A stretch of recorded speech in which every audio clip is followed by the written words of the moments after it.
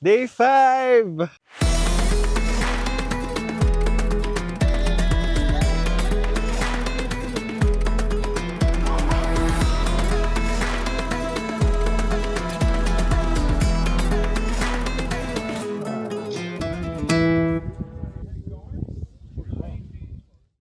Andito kami sa Singjun sa Altin ML National Park and ang ganda. Singjun siya guys kasi kapag umiihip daw yung hangin, nagpo-produce siya ng deep humming sounds para siyang isang malaking musical instrument. Aakitin namin yung tuktok nung Sanjun kasi maganda daw yung view dun sa taas. Ang tagal ng biyahe. More than 4 hours. Mga 300 kilometers away from our hotel. Tapos sinundo kami mga 7. So ngayon past 11 na kakarating lang namin. At kami dun, taas.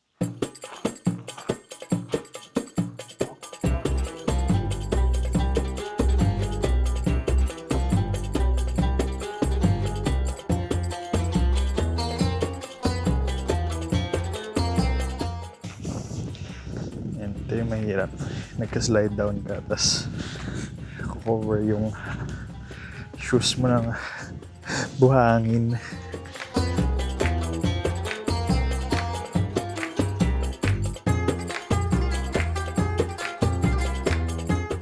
Upo na lang sila. Nagka-slide down na. Shortcut yarn. Other side. Merong ilog doon. Sa banda doon. Sa bandang taas, medyo patag na siya. Yahoo! Ito na kami sa tuktok. Good job! Hi! Kain muna kami sa taas pag kami bumaba.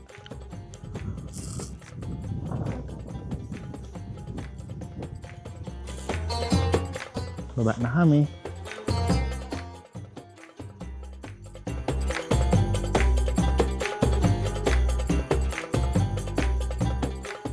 Tingnan ko na yung shoes ko.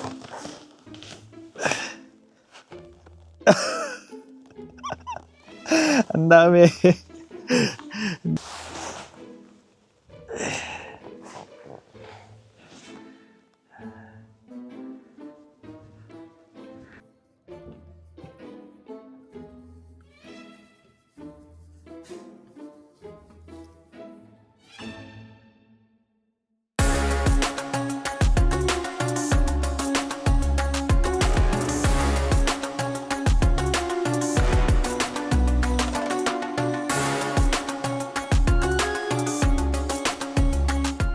More than 12 million years ago, all of this used to be the bottom of the ancient enormous river with the same name, Sharin.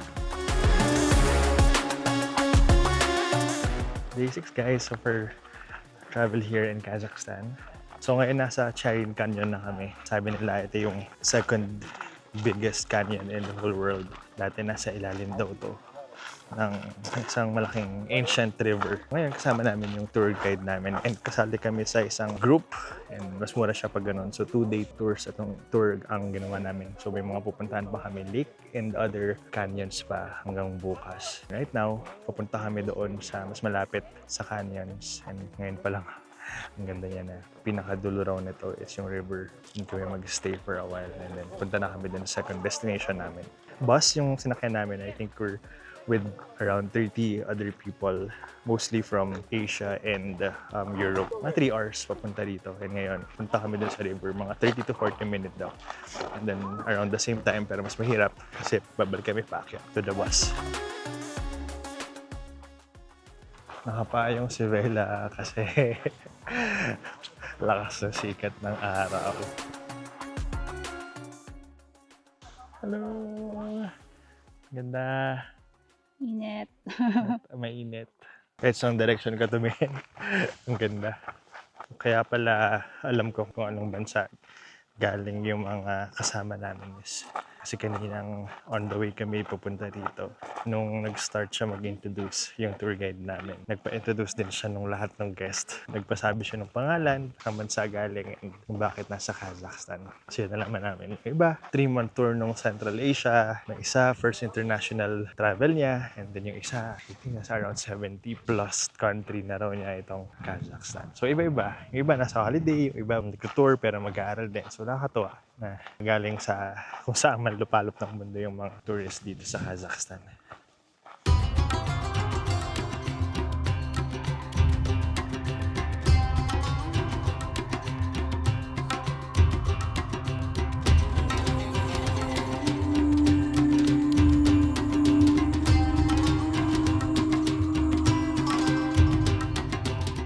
So ngayon guys, kung papansin nyo, medyo mas nagiging dark yung kulay ng bato. Sabi ng tour guide kanina dahil yun sa composition daw ng mga metals. So dito sa bandang to, mas marami daw yung iron. Hindi namin alam kung gano'n pa kami kalayo din sa sabi nilang river sa dulo. So lakad pa kami. Parang mahuhulog na yun, nasa taas. Parang mahuhulog to. Takot. Ito na yung dulo. Ay, ang ganda. May mga puno. Mas green siya sa part na to. Wow! May river nga doon. Guys, ang ganda. Kaya pala siya green sa part na to. Kasi may... Ito nga yung river. Kumaga para siyang oasis. Pero instead na parang maliit na lake. Legit na river. Ganda. No? Galing, imagine, no? Sa canyon, sa dulo, mayroong biglang river. Yung natira. Yung natira doon sa river na gumawa ng canyon.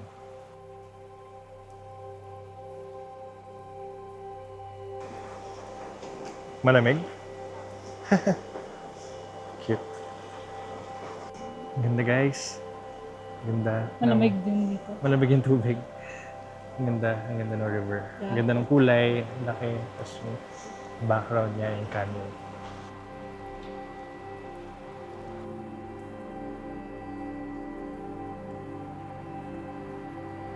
Nalapitan kami ng tour guide.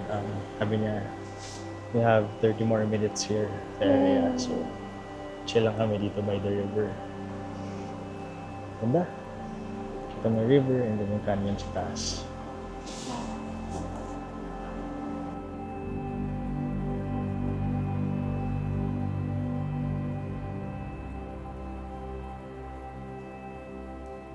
So, hinihintay na lang namin yung turn namin makasakay dun sa shuttle pumalik. So, hindi na kami mag-hike kasi mas mabilis yun. Meron lang pila dito. Medyo matagal. So, hinihintay lang namin yung turn namin. Naka-queue na kami.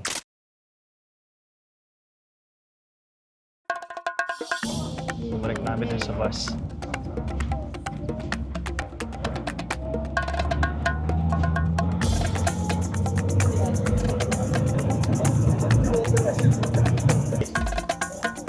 Roke!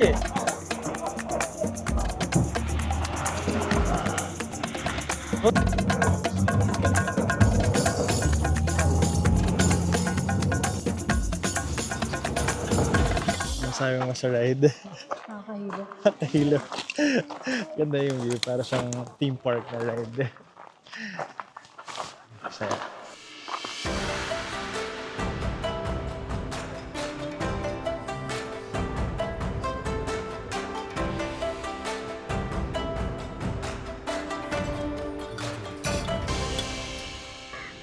Kakatapos lang namin mag-lunch, very late lunch, 3:30 p.m. Nandito na kami ngayon sa last stop namin for today before doon sa kung saan kami mag-check-in.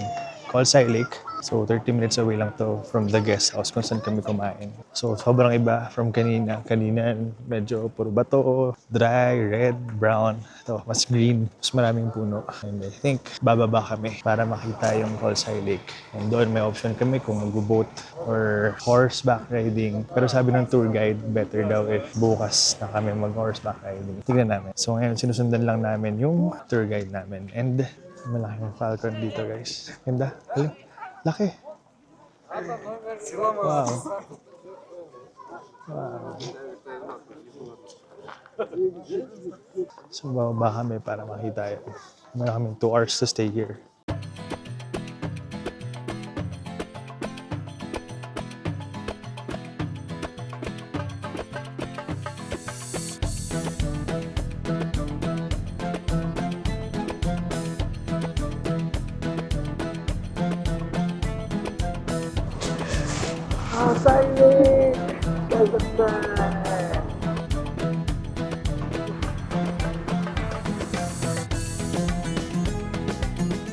Kasakay kami ng catamaran by catamaran? Catamaran? Catamaran. Catamaran. Yun yung parang may pedal na bangka.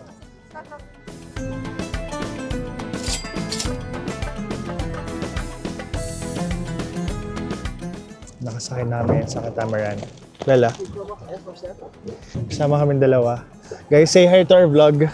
Hi! So para mas mura, may kahati kami sa presyo.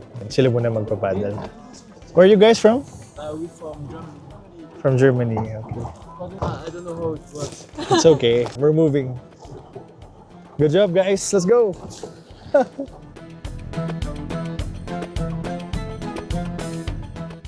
You steer with this? Yep. Oh.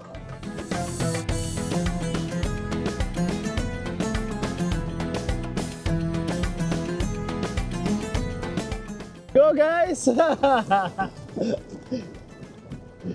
Hello! At ito yung mga yurt na traditional house ng mga Kazakh.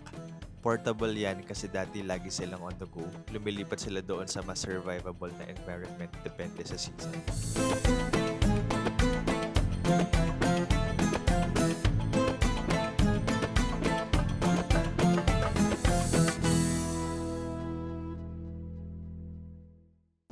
Dito na po kami sa Baguio.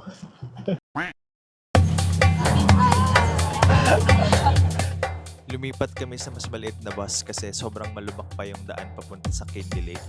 Hindi kakayanin ng malaking bus.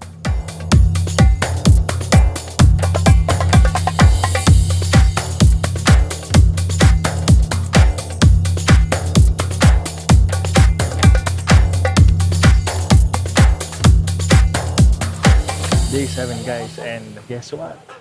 Nakasakay tayo sa kabayo. Mag-horseback riding tayo papunta dun sa lake. So mga around 30 minutes din to. Bella! Medyo kinakabahan ako pero kaya natin to. Marami naman tayo magkakasama dito. Ayan. Oops! Oops! Gumagalaw yung kabayo ko. Teka. Okay. Nagkapagharutan na ata siya dun sa kabayo sa harap.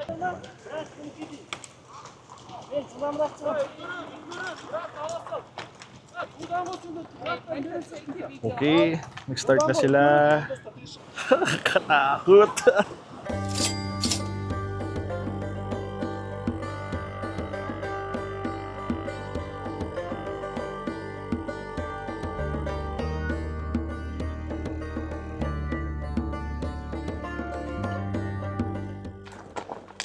Okay. Mukhang ano doon tayo sa endpoint. Wow, dami ka tayo.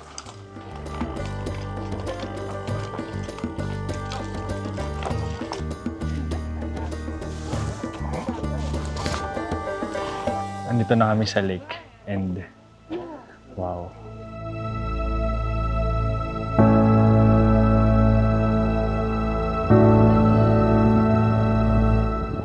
So yung history daw na tungkol sa lake is na-form siya dahil dun sa mga earthquake ulit dito sa Kazakhstan. Kasi nasa gitna raw sila ng dalawang tectonic plates. So yung earthquake, nagresulta siya dun sa landslide dito sa area na to. And dyan galing siya. So natrap yung mga tubig dito. Before maging lake dati, siya, forest. So makita niyo yung mga puno dyan. Sunken forest yung tawag nila. May mga nakatayo pa rin puno. Di raw na-uproot yung mga trees kasi malamig yung tubig and buhay yung mga algae sa ilalim. And yung mga algae raw sila nagde-dictate ng kulay dito. Depende raw sa season kung ano yung kulay nila. Pag autumn or fall, nag-naging blue daw siya. Ngayon summer yan. Medyo turquoise yung kulay niya. Interesting. Ganda niya. So sabi sa amin, take our time daw to enjoy the place kasi nga baka dahil sa isang future na earthquake, di ba, matabunan siya and mawala na yung ganda or mawala mismo yung lake dito sa lugar na to. So guys, ang ganda. So patay yung mga nasa taas ng puno pero nasa ilalim yan maraming algae.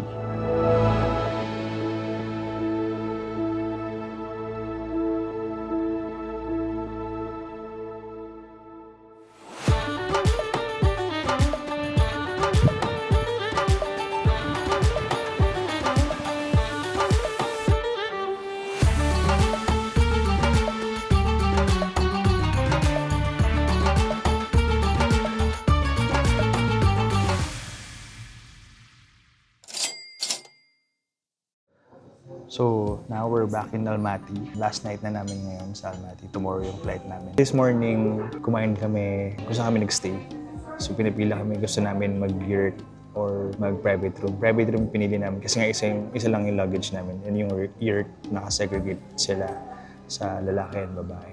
Private kami, pero yung kinainan namin for dinner and breakfast kayo ng umaga is doon sa isang yurt na malaki maganda. So, sabi ng tour guide namin, doon nila pinili na magstay kasi authentic and yung pagkakagawa nila ng yurt ay kung paano talaga siya dapat ginagawa originally. Tama yung kind of food na gamit, tapos yung felt gamit sheep's wool pang-insulate from the heat. Napansin namin yun kasi parang warm siya sa loob. Paglabas namin, sobrang lamig.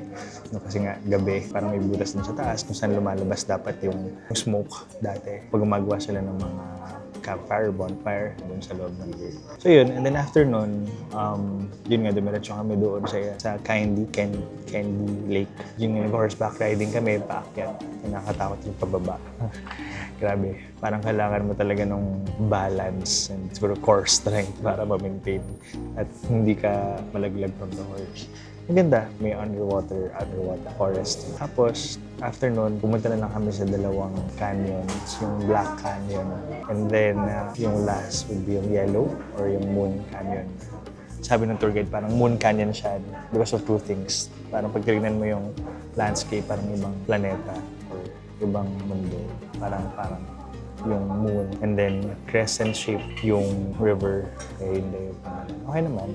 Although, around 15 to 20 minutes lang kami per canyon. So, parang siningit lang talaga nila yun pabalik to Almaty. Para hindi masyadong mahaba yung ride. I mean, may mga rest and break. Coming from the lake. Yun. So, ngayon, nakabalik na kami sa Almaty. Usap kami kanina ni Bella. I think yung isa sa mga favorite things namin about Almaty is marami siyang puno. So, mahangin, hindi ganun kainit kahit summer ngayon kayo maglakad morning at gabi. May infrastructure as in kada kalsada, at least dito sa Almaty, din sa medyo developed na area. Laging may sidewalk and yung mga bike lane or ngayon parang scooter yung ginagamit nila. And napansin lang din namin yung mga driver dito, parang hinihintay talaga nila mag-cross yung mga tao bago sila dumiretso mag-stop talaga sila. Tapos hindi nila bubusinahan para magmadali yung mga tao kahit mabagal maglakad. So I think that's a good thing. Although yung ibang drivers na talaga na-experience namin, mag-swerve, ganyan. Pagbubusina talaga, yung mahabang busina, parang pinagmamadali nila yung ibang mga kotse. Tomorrow kasi pahinga na lang kami and chill na lang before the flight. Bili kami ng mga pasalubong. Gawa na lang kami siguro ng separate video para dun sa paano namin may improve yung IT para dun sa mga nagtatanong sa amin. And also on budget, expenses, and kung paano siya, yun nga, parang mas ma-optimize yung IT, ano ba yung magandang gawin on a daily basis, ano ba yung parang tamang order ng city, tapos yung activities outside the city, yung mga hike, depende rin sa difficulty or yung intensity ng activity. Isa doon sa mga napansin namin guys, meron din silang traffic dito, especially during rush hours. Sabi nung tour guide namin, si Adar, nung tinigo daw yung Almaty ng Soviet, parang nakaplano siya for around 800,000 na population. Ngayon nasa more than 3 million, 3.5 million na sila. Overpopulated na technically yung Almaty. Kaya may traffic din yung rush hours. Actually, sa dami ng ginawa namin, hindi pa rin siya yung lahat ng pwedeng gawin dito sa Kazakhstan. Yung hindi namin napuntahan is yung Astana. yung capital nila. Kung nakita niyo yung pictures and yung ibang vlogs, sobrang kakaiba ng architecture kasi yung story behind Astana is nung naging nila yung independence, yung president nila nag-decide na gumawa ng bagong capital. So previously yung capital nila is itong Almaty. Yung isa sa mga halatang contrast ng city na yun dito is mas modern, yung architecture din mas kakaiba. Maganda siyang symbolism ng freedom, progress, and development. So yun, siguro yun yung isa sa mga pwede yung tignan, mag-research pa if tingin nyo kailangan siyang isama sa IT. So malayo lang talaga siya. Sobrang laki ng Kazakhstan and malayo siya from Almaty. Kailangan ng flight para makapunta sa Astana. So marami naman kayong time, diba? At kaya nyo masingit sa IT nyo. Why not? Para ma-experience nyo din yung magagandang architecture and makita niyo yung difference between Almaty and Astana. Salamat sa panonood ng aming first vlog together. And let us know your comments and feedback on the comments thread below. And hanggang sa susunod naming vlog. Bye-bye!